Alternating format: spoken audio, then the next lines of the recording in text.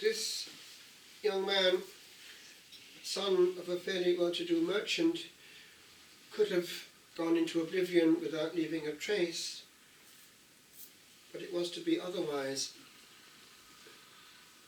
As you probably know from the, by now, universally known life of St. Francis, he did engage in a military campaign and was in a situation of a hostage for a year in Perugia.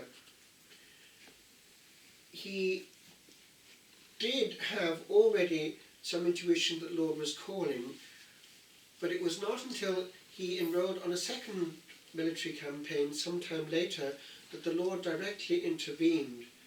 It seems that some kind of dream came to him, and the Lord gave him to understand that he had something else for him in line. He was open, and he did back out of that military campaign, and eventually this strange vision, invitation, word came to him that he was to rebuild his church. Now he understood that as meaning the derelict one of San Damiano. So with companions he did. He started off really after becoming aware the Lord was truly calling him to a life of dedication, after actually hearing in church the gospel, if you will be perfect, go and sell all that you have and give to the poor, and come follow me. He initially went towards a life of intense prayer, essentially as a hermit actually. And he found that people were coming towards him. There were 3 initially. And he then heard another word coming from sacred scripture to the effect that he had to proclaim. Now, he wasn't a priest, but he cracked the mold somewhat, along with his companions, in going out of doors and just proclaiming. And therefore, from the beginning, this movement was very much involved with the people there where they were, outside in the open. Of course, in Italy it's more easy to do that. The weather allows that to happen for about 9 months in the year. Eventually, this movement, which is what it was, because he didn't have in mind to codify this, he was charismatic.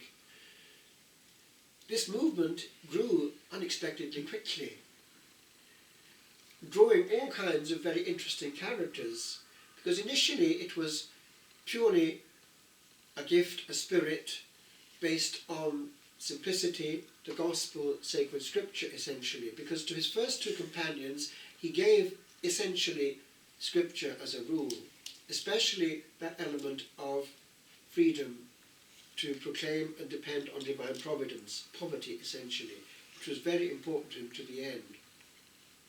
But then with growth they had to in some way codify this spirit. It grew extremely quickly, because authenticity like this does attract. Unexpectedly, Francis himself left the growing movement for a while to tag on to the Crusaders going off to these Arab lands with the direct desire to proclaim also to them. That could mean also eventual martyrdom. He was aware of that. Anthony of Padua later on had the same desire.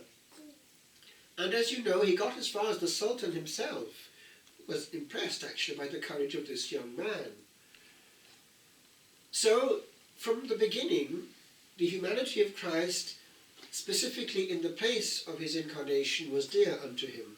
And to this day, that has carried on, because if you go to the Holy Land, you'll find the Franciscans having the care of nearly all the holy places for the Latin Rite.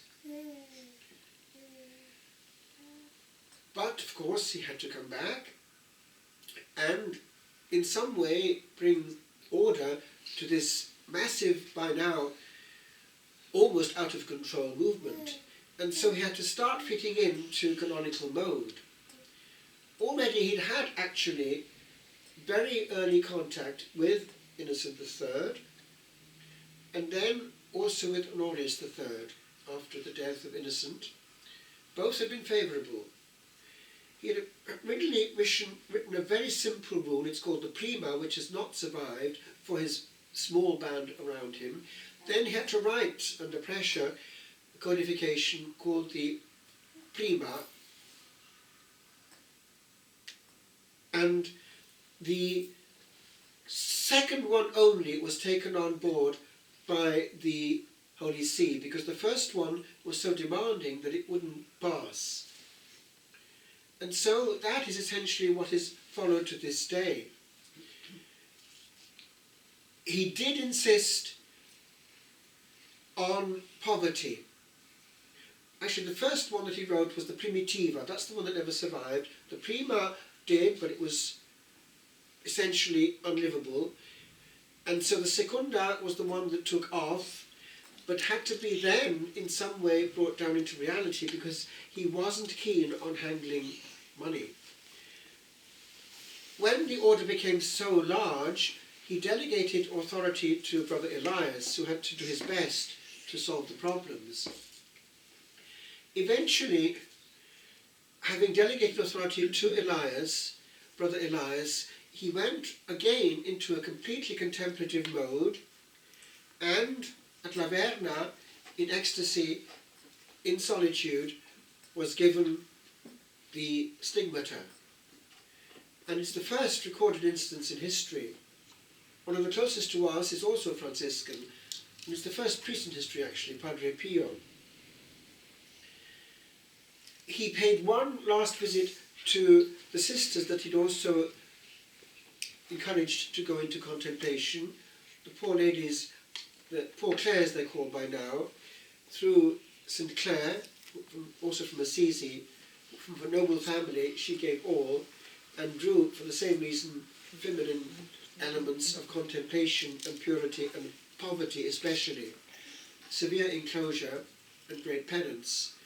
And they also grew fairly quickly. After one last visit to them, eventually he started preparing for death because his health wasn't good. And so the movement carried on.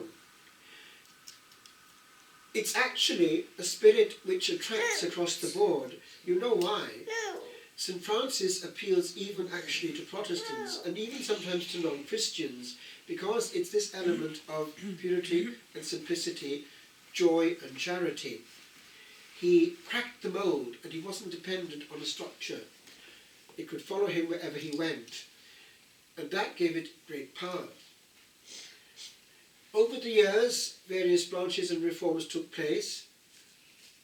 As it happens in this very chapel, there's a picture there of one great reformer, that's Bernardino of Siena. He got moving a very powerful movement of purity observance. And on the other side is St. Clare, of course, responsible for the second order. But over the years, different movements and indeed different families have been born. I believe it was Leo XIII who did for the Franciscans something similar to what he did for the Cistercians. There were three branches of Cistercian reform at the time: La Trappe, Le Melleret, and Ceffonds. He brought them all into the Cistercians of the strict observance. Well, I believe he did something similar, making essentially the family of Franciscans three main families: OFM, Order of Friars Minor, which would inherit something of the observance, and then the Capuchins, which were born in the Counter-Reformation period, 1500s, and then the Conventuals. That's what Maximilian Kolbe belonged to. They would have a more monastic structure, but the same spirit carried through. And as you know, there's also a very large family of lay people, the Third Order. So it's something that one cannot get away from. And in Ireland, until about 2 generations ago, many pious people would be buried in a Franciscan habit. They were, as it were, in the Third Order. And if one digs up old graves, one is surprised sometimes to find the number of Franciscan habits there. Well, that's the reason for it. It was a pious custom in Ireland. And it's something, by the way, which we can take with us wherever our state is. Why? It's just pure gospel living. we can sometimes get obscured by, as it were, maintaining structures. It happens. A lot of energy goes, for instance, into maintaining physically a large monastery with land to be cultivated, buildings to be looked after. Physically and mentally, it's actually quite draining. Without that structure, one only has the gospel and one can be free. All one's time can be there for the things of the Lord. It's not indifferent, it's an advantage. And it's interesting too that the present Holy Father is the only one in history who's taken the name of Francis, precisely because his desire is this element of gospel purity and simplicity. This I would leave with you. There is one thing that each of us can do as we go through life. It's this element of transmitting one charism which is common to all the saints, especially these great reformers. You will find that normally all the great saints have this trait in common, that from them oozes out a spirit of joy. It's lived very differently in different cultures. People have asked why on earth the soon-to-be canonized John Henry Newman went to such an Italian order, and whether he had that spirit, because it was actually there from the beginning with the Oratorians, you know, the Apostle of Joy, Philip Neri. Well, he did, but in a very English mode, the unexpected twist, Oxfordian. So each culture has it. But it has to be there, and if it's not there, there's an illness, there's a spiritual illness. If we go through life transmitting something else, a heavy weight, a black cloud, pain by what we say and do, leaving a bad odour wherever we go, we're spiritually unwell. And no matter what we do in the realm of penance, we're still spiritually unwell. And it's important to bear that in mind. If we do not transmit healing and joy, this element of helping others to get there and making the day lighter, then we're spiritually unwell. So let's not get obnubilated by too many structures which hid this from the eyes of mankind, sometimes excessively in structures which were their own end. Let's be free to love and free wherever we are to do the work of the Lord. But wherever we're doing it, never cause pain. That we can all do until death.